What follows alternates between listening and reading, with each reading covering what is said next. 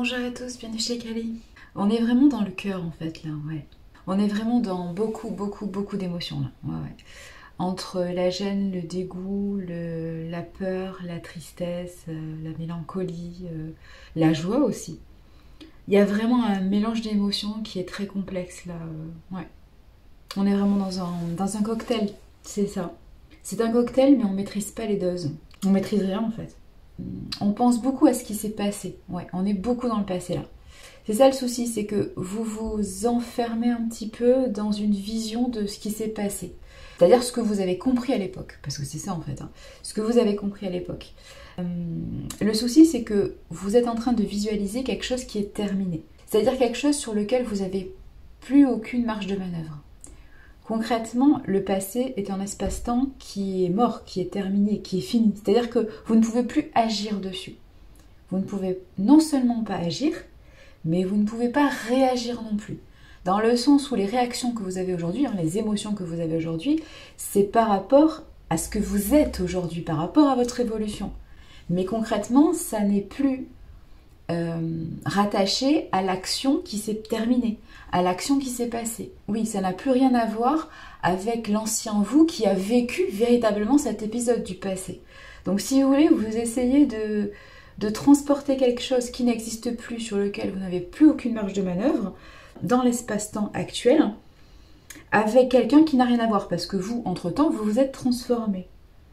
Donc c'est pour ça qu'il est temps de libérer le passé. Il est temps d'arrêter de vous accrocher à quelque chose qui n'existe plus, tout simplement. Ouais.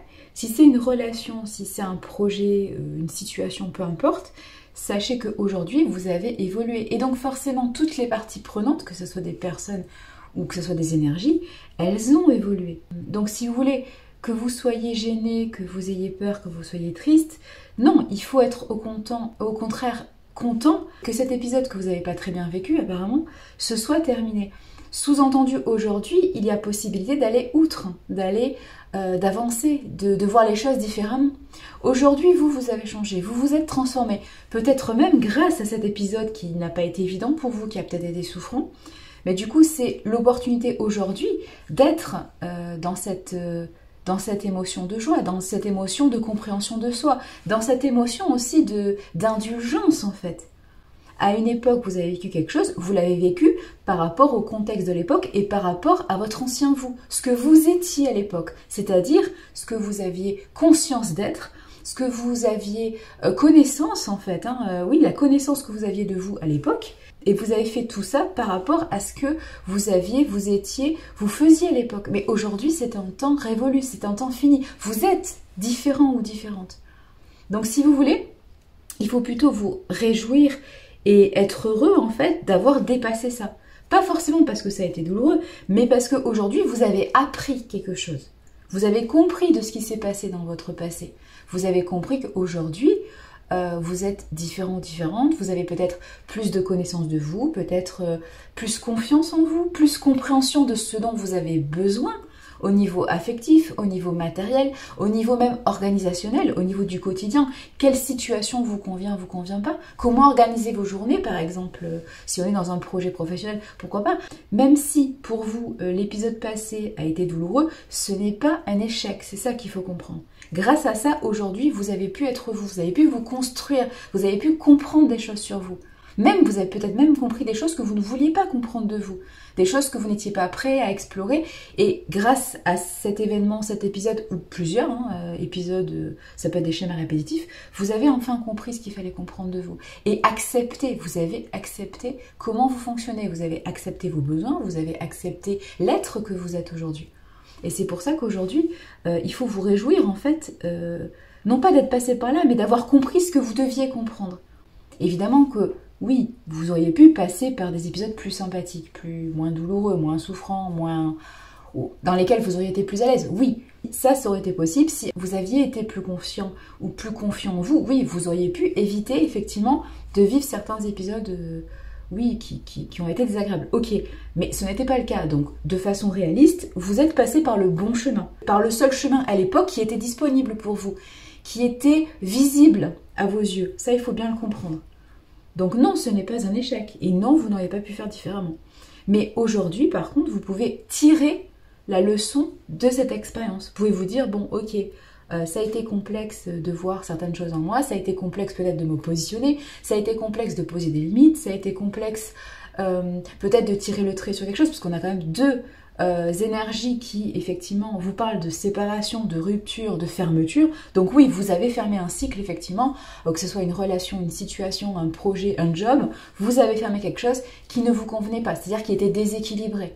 Oui, une fois que vous avez compris que c'est déséquilibré et qu'effectivement vous n'arrivez pas à redresser la barre parce que vous sentez que c'est de pire en pire, oui, il faut arrêter là, quoi. Vaut mieux fermer les choses et y réfléchir à tête reposée, ou se régénérer, ou se faire accompagner, ou tout simplement passer à autre chose, c'est-à-dire vous accorder le temps d'un deuil pour repartir de nouveau sur autre chose. Mais oui, il ne faut pas persister dans quelque chose qui vous déséquilibre et qui vous brise le cœur, on est ok. Il y a une compréhension aujourd'hui, et c'est pour ça que pour moi la joie est importante là, hein. Vraiment c'est une notion importante, de bien vivre les choses parce que vous avez compris en fait ce qui s'est passé. Il y a aussi cette compréhension que vous êtes embarrassé, vous êtes gêné, vous avez honte, parce qu'aujourd'hui vous comprenez des choses que sur le moment vous n'avez pas compris. À l'époque de cet épisode, de cet événement, vous n'aviez pas compris. Mais c'est normal en fait ça. À l'époque vous avez fait ce que vous avez pu. C'est-à-dire que vous avez fait suivant vos émotions, suivant vos ressentis, suivant la connaissance de ce que vous étiez à l'époque et la compréhension de soi. C'est normal qu'il y a des choses que vous ne comprenez pas à ce moment. On fonctionne tous comme ça. C'est normal d'avoir des compréhensions post-événement en fait. C'est tout à fait normal.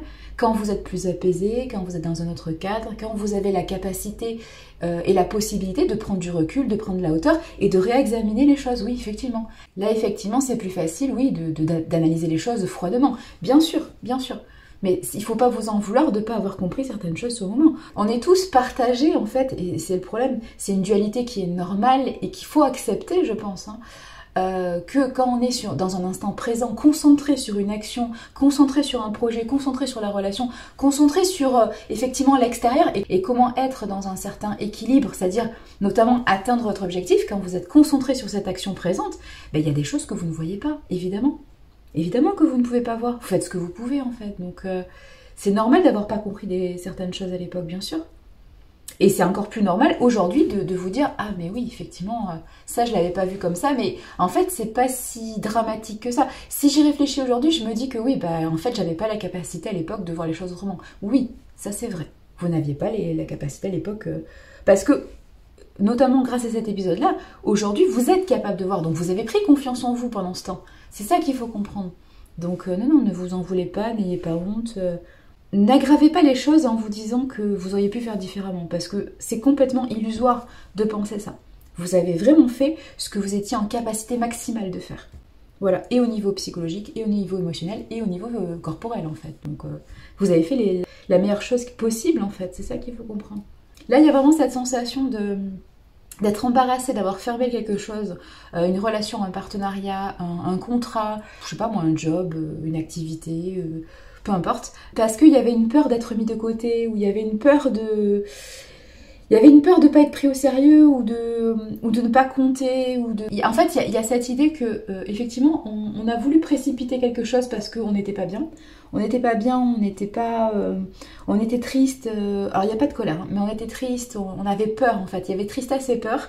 Et en fait, c'était des émotions tellement désagréables. Peut-être qu'à l'époque, c'était... Alors, je ne vais pas dire que c'est la première fois que vous ressentiez ça, hein, parce que ça dépend de l'âge voilà, que vous aviez. Mais on va dire que dans cet épisode, ou dans cet événement, ou dans cette relation, ou dans ce projet, vous avez vécu beaucoup de peur et beaucoup de tristesse.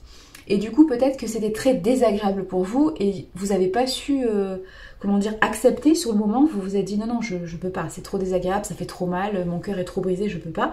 Donc vous avez fermé quelque chose à la hâte, un peu. Ça veut pas dire que c'est négatif, ça veut pas dire que c'était pas la bonne chose à faire, hein, concrètement.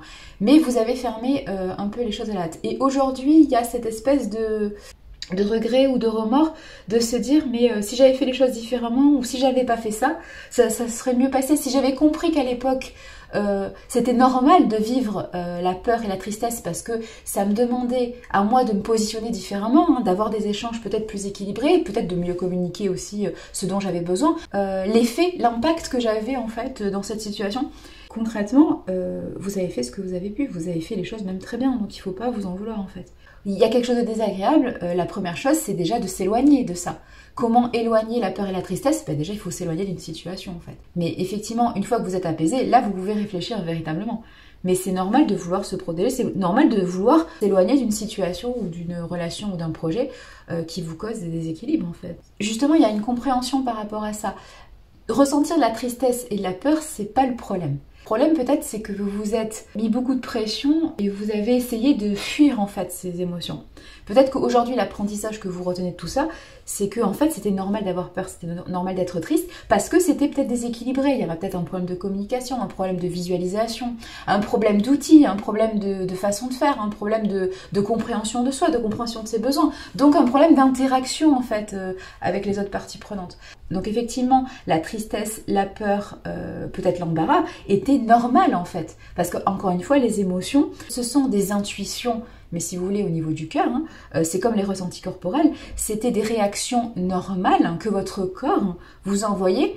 En fait il vous traduisait qu'il y avait un problème de positionnement, il y avait un problème de compréhension, il vous poussait à agir et à réagir en fait, il vous poussait à réajuster les choses pour vous et par vous-même en fait, il vous poussait à vous repositionner comme un leader à l'époque. Mais sauf qu'effectivement vous avez pu, vous, avoir peur de ces émotions et du coup vous avez fui par exemple. Ou alors vous vous êtes mis dans une posture un peu conflictuelle ou agressive, mais de protection en fait, pas pour blesser l'autre. Pour justement poser des limites et dire non, moi je peux pas tolérer ça, stop, on arrête. Ce qui est important à comprendre, c'est que aujourd'hui, vous ne voyez plus vos émotions comme un problème.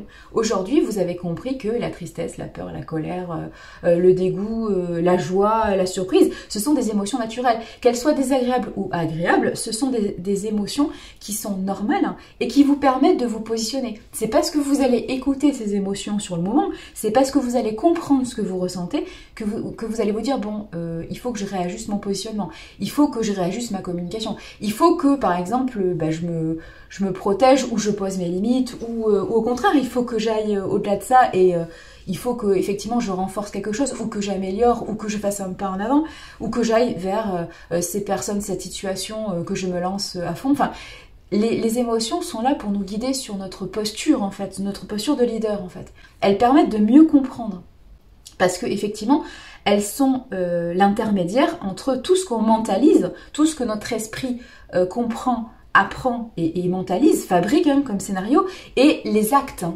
réels qu'on va poser, qui sont normalement cohérents avec nos objectifs. Mais du coup, entre le moment où on réfléchit à l'objectif, notre projection, et le moment où on pose des actes qui sont censés être cohérents avec nos objectifs, il y a toujours un delta. Et c'est parfois là qu'on se trompe en fait, ou alors qu'on ne sait pas comment faire, ou qu'on s'embrouille en fait. Et du coup, les émotions sont là un peu comme des garde-fous pour nous dire, bon, ok, tu t'es fixé ça comme objectif, tes actes, il faut les positionner comme ça.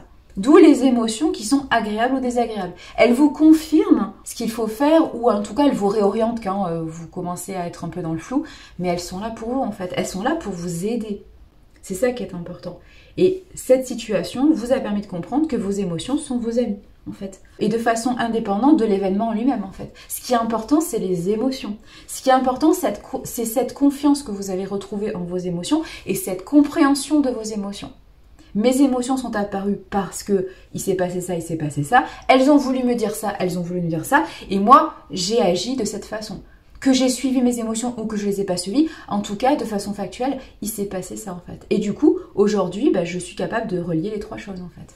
Ce qui s'est passé, ce que j'ai compris et ce que j'ai fait. Et du coup, aujourd'hui, je suis capable de me poser la bonne question. Maintenant, qu'est-ce que je fais? Qu'est-ce que j'en fais? Qu'est-ce que j'en fais de cette compréhension? Comment ça va m'impacter? Comment ça va me stabiliser? Comment ça va me renforcer? C'est ça qui est important. Mais vous n'avez pas à culpabiliser ou à vous dire que vous avez mal fait. Vraiment, vous avez fait de la meilleure façon qui soit. Mais on fait toujours de la meilleure façon qui soit, parce qu'on fait ce qu'on peut en fait. C'est pas facile au final d'être humain dans le sens où on n'a pas forcément toute la connaissance et la compréhension des choses quand ça se passe en fait. Donc on fait ce qu'on peut en fait. Et il faut être indulgent, et avec les autres, et surtout avec soi en fait. Parce que l'idée c'est pas de vous culpabiliser éternellement, ou de vous dire que vous avez été nul ou incompétent, ou que vous n'aviez pas compris pourquoi vous avez ressenti ça. Mais humainement, il faut être dans la vérité, dans la réalité. Vous avez fait ce que vous avez pu, dans une situation, sachant que vous n'êtes pas l'autre, vous n'êtes pas dans la tête des autres parties prenantes en face de vous, que ce soit des personnes ou des situations ou des énergies, donc vous ne savez jamais exactement à 100% ce qui se passe devant vous. Vous essayez d'interpréter selon votre compréhension des choses, qui n'est pas non plus à 100%, et en plus envahi d'émotions qui peuvent être intenses, ce qui fait que ça peut effectivement être pas facile sur le moment de se positionner. Donc oui, vous avez fait ce qu'il fallait de la meilleure façon qui soit, de façon logique en fait. Mais vous n'avez pas à vous torturer et à vous dire oui, si j'avais fait autrement, si j'avais pensé différemment. De toute façon, vous avez fait ce que vous avez pu. Il faut vraiment être dans cette compréhension d'amour inconditionnel.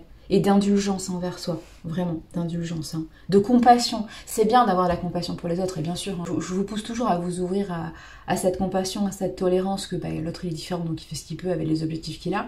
Mais concrètement, il faut d'abord que ça s'applique à vous, en fait. Il faut d'abord que vous soyez persuadé que vous avez fait les bonnes choses dans le bon moment, de la meilleure façon qui soit. C'est ça la réalité.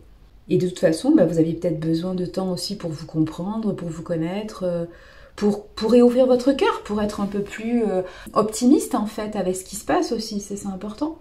Mais ne vous en voulez pas pour votre passé. Surtout que votre passé, encore une fois, il est terminé, donc vous ne pouvez pas agir sur quelque chose qui est terminé. C'est pas possible en fait, vous voyez ce que je veux dire? De façon cohérente, l'espace-temps est clos en fait.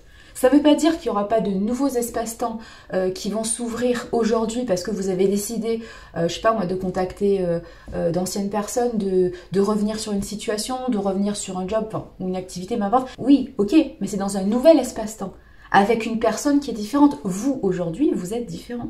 Donc ça ne sera pas pareil, ça ne sera pas les mêmes situations. Même si ce sont les mêmes acteurs, entre guillemets, ça ne sera pas la même situation. C'est ça qui est important à comprendre. Et notamment parce qu'aujourd'hui, vous savez qui vous êtes. Vous comprenez vos émotions. Vous savez comment vous positionner. Vous savez ce que vous voulez. Vous savez poser des limites. Vous savez communiquer. Donc non, ce ne sera pas pareil en fait. Donc c'est pour ça qu'il faut vraiment comprendre les choses et surtout la réalité. Mais vous avez fait du très bon travail. C'est ça qu'il faut vous dire, au contraire. Et c'est positif que le temps se soit écoulé, bien sûr. Hein. De toute façon, il faut prendre du recul et de la hauteur. Hein. Surtout s'il y avait beaucoup d'émotions. Il faut prendre le temps, en fait, de laisser poser les choses. Oui, tout à fait. Bravo à vous. C'est du bon travail. Allez, continuez comme ça. Prenez soin de vous. Madame.